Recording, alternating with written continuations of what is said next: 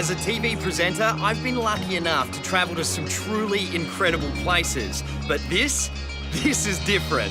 I'm on my way to the highest, driest, coldest, windiest, and most remote place on Earth.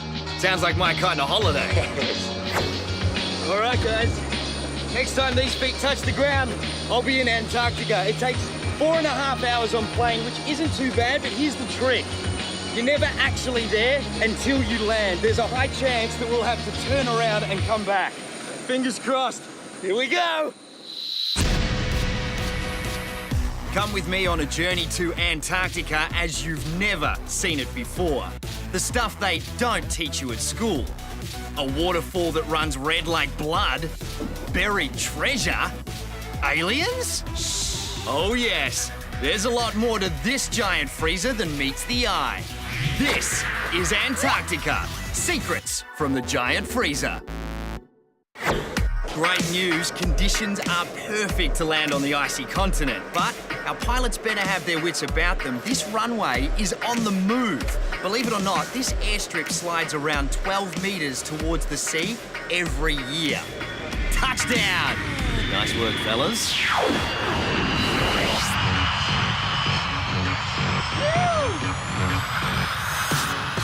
Well, hello, Antarctica! Woohoo! It really feels like I've just stepped into a giant freezer. Minus the icy poles, of course. So hard to believe right now it's summer, and it's a beautiful and balmy minus 10 degrees. Woo! So it was approximately a 4-hour flight to get here, and if you think that's long, it's got nothing on how long it took Antarctica itself to get here, to the bottom of the globe. This icy continent wasn't always where it is today. Antarctica was once a piece of a giant land puzzle called Gondwanaland, a warm and luscious ancient supercontinent made up of pieces we know today as South America, Africa, India, and our beloved Australia. Over the course of a long time, like, 180 million years, that's a lot of, are we there yet? All the puzzle pieces broke apart, with Antarctica heading south and temperatures plummeting. So it may look icy now, but believe it or not, about 4 million human lifetimes ago, it would have looked a little something like this. Ooh, jungle. Suddenly feel a little overdressed.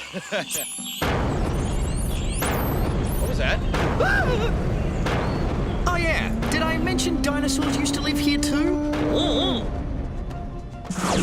So here in the 21st century, the main threats to humans are the sun and the freezing cold, but my thoughts go out to the animals that live here 24/7, 365 days a year. They don't exactly have the luxury of wearing thermal underwear like I am right now.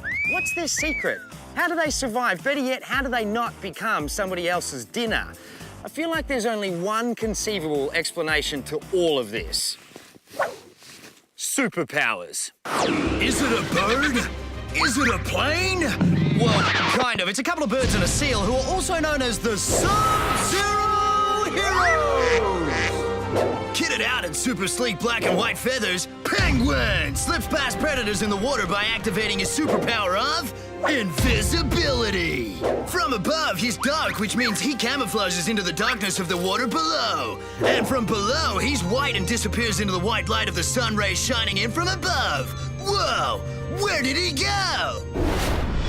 Snow Patrol is one Sub-Zero hero that is all about serving and protecting. She protects her nest and her eggs from unwanted guests by serving up her super powerful, super stinky stomach oil. It's kind of like decorating the outside of your house with your own vomit. Ew, that's definitely put me off my dinner, which I guess means it's a win for this Spuper hero. When it comes to Sub-Zero heroes, this guy is the Seal Deal. Sitting up on top of the food chain, predators aren't really a problem for smug Seal. His real arch nemesis is a guy by the name of Jack Frost. And in an ultimate deceptive move, Seal fights off Mr. Chill by wearing his superhero suit on the inside. What's the suit made of? Pure fat! All right! So there you have it, civilians. No temperature is too low, no predator is too threatening, and no Lycra is even necessary for the Sub-Zero Hero! All right. Home base while I'm here is Casey Station. It's home to Australian scientists, expeditioners, and now one Kane Tremills. Rumour has it you have to earn your keep if you crash here. I'm all for it. Or... peeling onions, wearing pink in Antarctica. Oh, tick. Yeah. Woo-hoo. See ya. It's a brand new day here on the icy continent, and today's mission is to get up close and personal with a seal. It's a short trip from home base in this Hagland, and I tell you what, it is bumpy. But I'm super stoked to see some Antarctic wildlife in the flesh. Here in Antarctica, there are a vast array of different animals, and one of the more prominent ones is the seal. Now, this guy behind me is the Weddell seal, and believe it or not, in water, they're like super fast torpedoes and deadly predators, but on land, they're more like giant sleepy slugs. These guys can apparently dive up to 7 football fields deep. That's not bad for a big guy. He's not doing much right now, though, is he? Hey! Nothing. This guy may look pretty big, but in fact, he's relatively small compared to what you can get in seal size here. The king of Antarctica is the elephant seal. These guys can get up to about 4,000 kilos. Now, to give you an idea of how big that is, if you think Seal the singer, it's about 50 of him. Now, while I'm here, just one last thing. Be rude not to, I feel. Yeah, bro, just lay down. Yep, I got ya. Nice. Dude, I'll tag you in it. Hashtag SealFeed. Get it? Yeah, let me know when you do. Yar! Yar! Antarctica! Yar! Yar! Anyway, if ye be looking for buried treasure, then ye come to the right place. Somewhere in these icy waters, there be a shipwreck by the name General Grant. Story goes that the ship was returning to London from Aussie goldfields in 1866 when it was wrecked here in Antarctica's icy cold waters. Not a soul survived, and the booty? Rumored to be 5 million smackers in solid gold bars, sunk down to the bottom of Davy Jones's locker, where it remains to this very day. Wait a minute. $5 million, it's never been found. Did we bring any dive equipment? I'm going in. Ah! Whoa! Get me out, get me out, get me out, get me out, get me out, get me out, get me out! Ah! Ah! That is cold! Ah! Okay, so that treasure might be lost forever, but recently scientists have found something pretty special under the Antarctic ice. A deep lake that's been cut off from the outside world for over 15 million years, which could be home to creatures that were around before the Great Ice Age. And I'm not talking about woolly mammoths, more like tiny, tiny fish. But those tiny fish could reveal a big secret about life on our planet. Now, here's the really big surprise. The most coveted treasure hidden deep within the Antarctic ice that people are literally racing each other to find is... air. Yep. The race is on to drill deep into the Antarctic ice core to find 1 million-year-old ice, with ancient 1 million-year-old air bubbles frozen inside it. Why, I hear you ask? Well, those frozen air bubbles are expected to contain secrets that will help us save the planet as we know it. Frozen air bubbles. That gives me an idea. Everyday things in Antarctica, yeah. If you want your bubbles to last longer, you need sub-zero conditions. Check this out. Oh, there they go. Well, they're certainly faster here than in Australia. I was expecting them to freeze. They didn't. That really blows. Everyday things in Antarctica, yeah.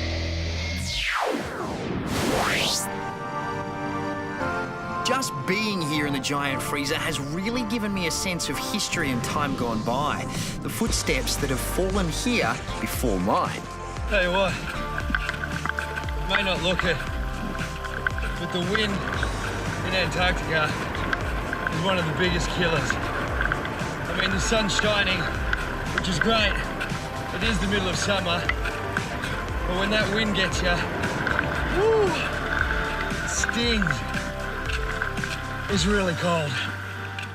It really makes me wonder how the explorers of old survived down here.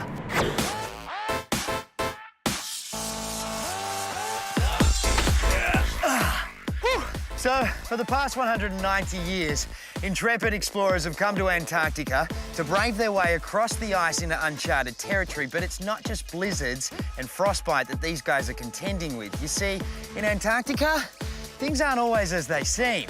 And I'm not talking about dodgy camera tricks either. In Antarctica, conditions are ideal for the appearance of mirages. Mirages wreaked havoc for early Antarctic explorers, but these icy illusions aren't quite like the mirages we've heard of. If the interweb was around in the early 1900s, when legendary Antarctic explorer Ernest Shackleton was here, I believe one of his status updates would have read a little something like this. Icebergs hang upside down in the sky. Land appears as cloud. Cloud banks look like land. ZOMG. Hashtag mirage, hashtag lol, hashtag these gloves make it super hard to type. Hashtag frostbites. Believe it or not, I didn't make that up. That was an actual quote from Ernest Shackleton himself, minus the ZOMG and the hashtags. Moving on. Well, if that's what the first explorers had to contend with, then I figure surely I can survive just one night in the giant freezer. Right? I came here to Antarctica to have the full Antarctic experience. And of course, you can't do that without sleeping out like a true blue explorer. You know what that means? It's Antarctic slumber party time! Woo! I'm a party till the sun goes down! Sorry, what? The sun doesn't go down? At all? During summer? Right. I'm a party for ages! And then have a little nap. Antarctica has one sunrise and one sunset a year. During the winter months, this part of the Earth tilts away from the sun, and in summer, it tilts back towards it. That is one long day and one seriously long night, and could explain why it feels like time stands still here. All right, party's over. It's time for a nap. Woo! Might need these. A nightless summer isn't the only secret Antarctica sky is keeping. It's time to well and truly find out. What's up? Aurora Australis, or the Southern Lights, appear here during the winter months. It's like nature's way of putting on a sweet polar disco. Pump up my jam, pump it up. How do these disco lights work? Well, they crank into action when solar wind particles from the sun arrive at Earth and ask the gases in our atmosphere to dance. Aww. The gases in the air happily take up the invitation and glow like neon, making for an out-of-this-world light show. We interrupt Kane's dream sequence with some breaking news. I'm Ken Smartley, and I'm here to tell you Antarctica is the world's richest resource for extraterrestrial matter. You know, stuff from outer space. Mysteriously, thousands of meteorites have been found on the icy continent, including bits from the moon and Mars. And that's not all. There are conspiracy theorists, I repeat, conspiracy theorists around the globe who believe aliens could secretly live on Antarctica. Speculation on the interwebs has included some pictures that were apparently taken from a satellite map showing a potential spacecraft entrance and exit in the side of a mountain. Please! Smartley's been around the block a few times. It looks like a cave to me, fellas. What? Yes, just in. Smartley to Tramiels. Smartley to Tramiels. An alien is approaching your campsite. I repeat, an alien is approaching your campsite. Look out! Whoa. I just had the weirdest dream. There was an avocado, a chestnut, and an alien. Never mind. It's about 9 o'clock in the morning, which means Tramiels survived the True Blue Explorer experiment. You beauty! Who's the man? Tramiels is the man.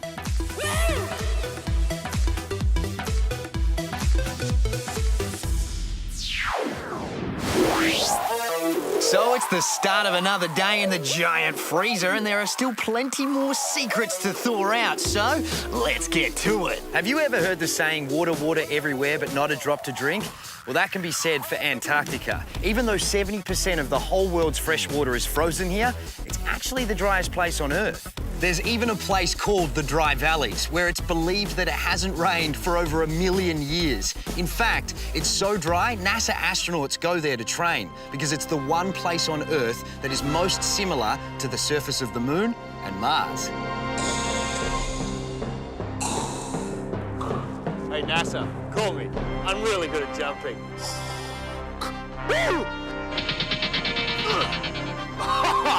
Speaking of jumping, the world's largest flea! It's called the springtail, and you guessed it, it gets its name from its extreme jumping ability. They're super cool because they produce antifreeze inside their bodies to help them withstand temperatures down to -35. If they do become frozen, though, they have the ability to come back to life, like in the movies. Oh, there he goes.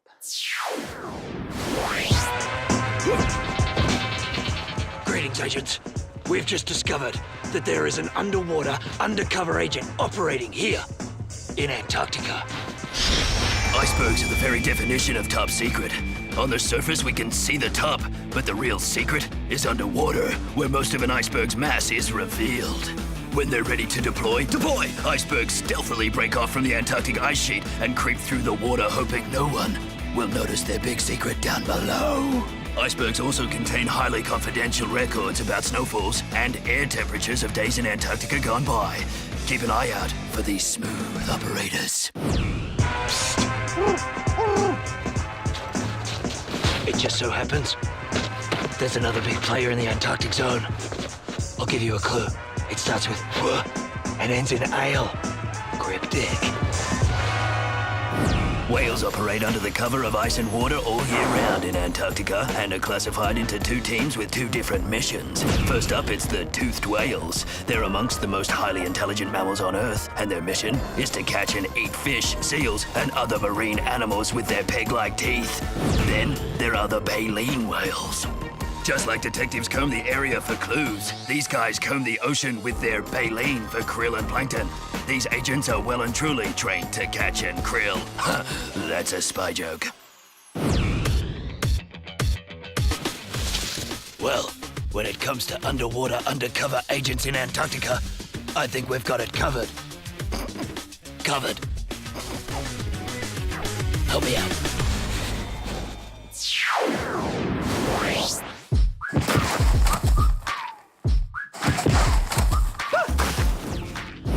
Yeah, okay, I'll be the first to admit there's been a few falls since I've been here, but believe it or not, those aren't the only falls that look like they could involve blood. It might sound like something out of a vampire movie, a mysterious waterfall that runs red like blood.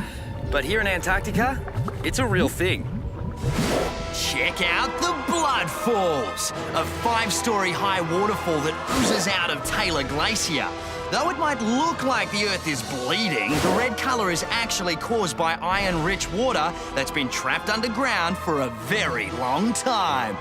On its way out, ancient microbes in the water rust and stain the ice red. Ew, bloody!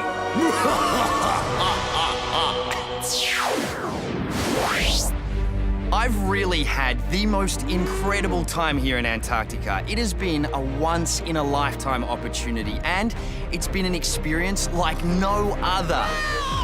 I feel so lucky to be able to have come here and seen the creatures that I've seen face to face, or the picturesque views you get that nowhere else in the world.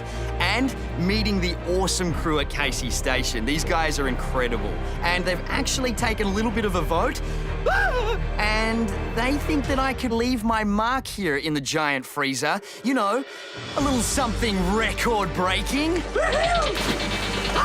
I think this might be my big moment. Caintra Mills will forevermore go down in history as the guy that visited a penguin colony in a penguin onesie. Cheers, guys. Good luck, Ryan! Thanks heaps for this. Really? Oh.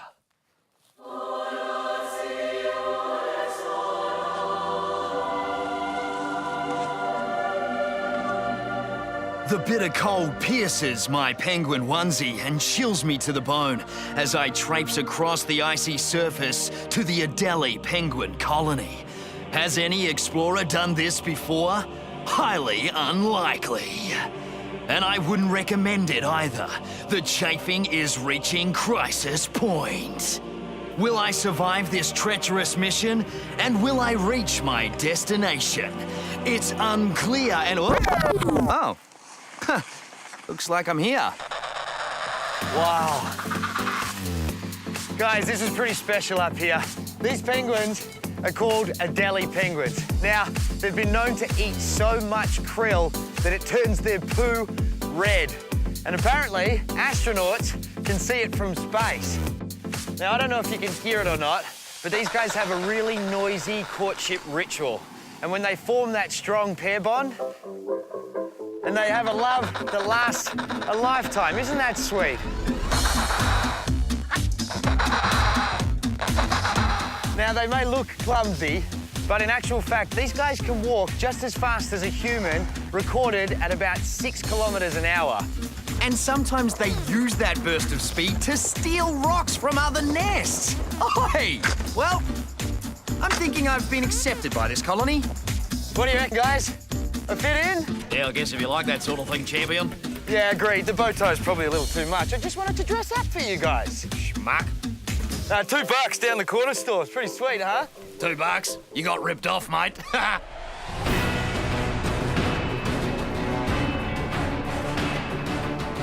Well, it's pretty safe to say that I came, I saw, and I conquered Antarctica, the giant freezer.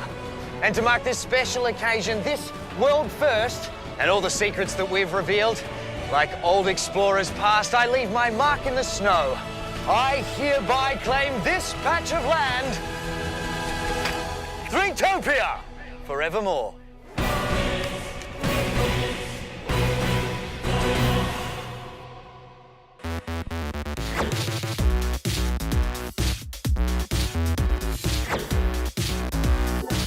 What? I'm just chilling.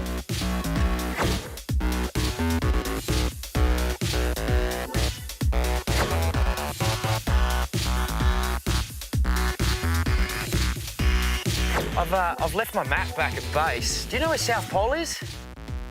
Over that way. What? Are you gonna take me? Oh, sweet. Thanks, bro.